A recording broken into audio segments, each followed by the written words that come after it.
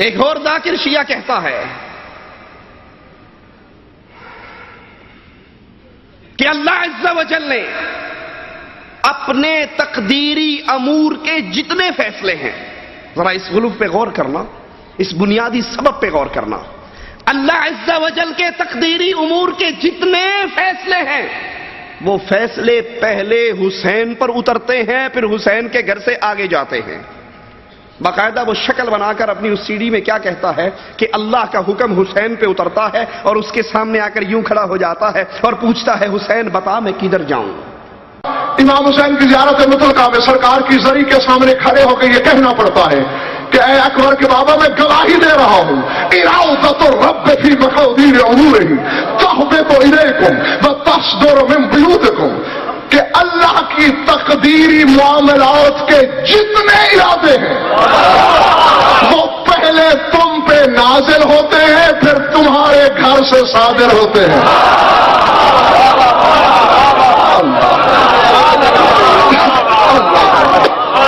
اللہ اکبر، اللہ نہیں، مجھے نہیں خبر کہ کس کے سر سے گزرا چولا، کس کی زمین دل پہ اترا۔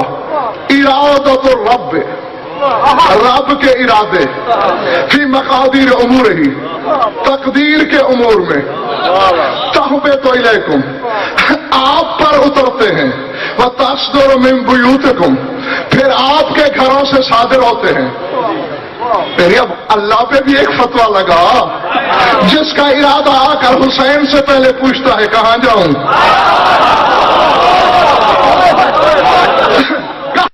انا للہ و انا الیہ راجعون۔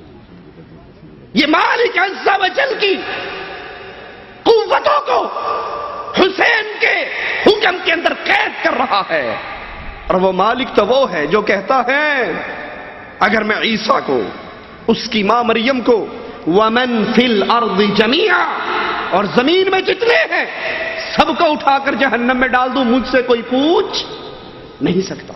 لا یسأل عما یفعل وهم یسألون، کوئی اللہ سے نہیں پوچھ سکتا تو نے یہ کیوں کیا ہے، اور اللہ جس کو چاہے گا اٹھا کر پوچھ لے گا تو نے یہ کیوں کیا۔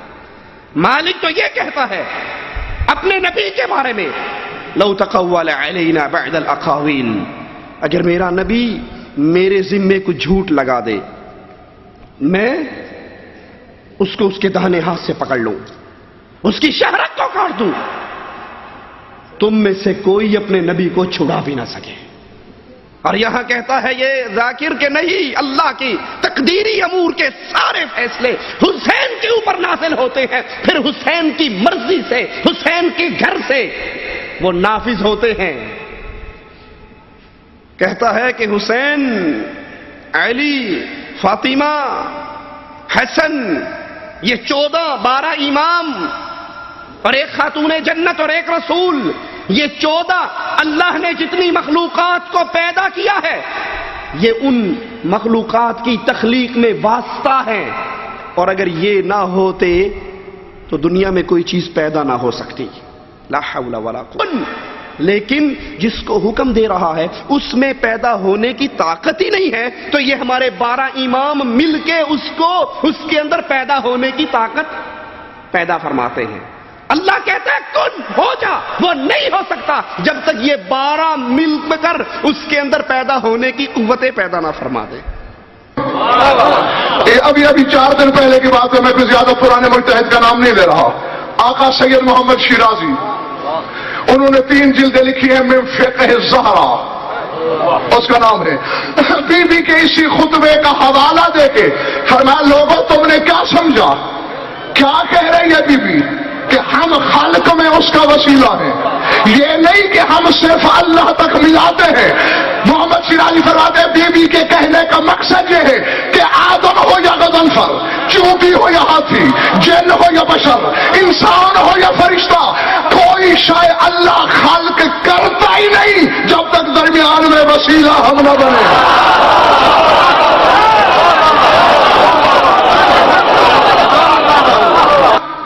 اب میں نے اتنا بڑے مجتہد کے حوالے سے ایک بات کی، اب میں تمہیں تھوڑی سی سمجھانے کی کوشش کرتا ہوں۔ یہ تو سید محمد شیرازی کا فکر ہے کہ کوئی شے خالق ہو نہیں سکتی جب تک یہ 14 درمیان میں وسیلہ نہ بنے۔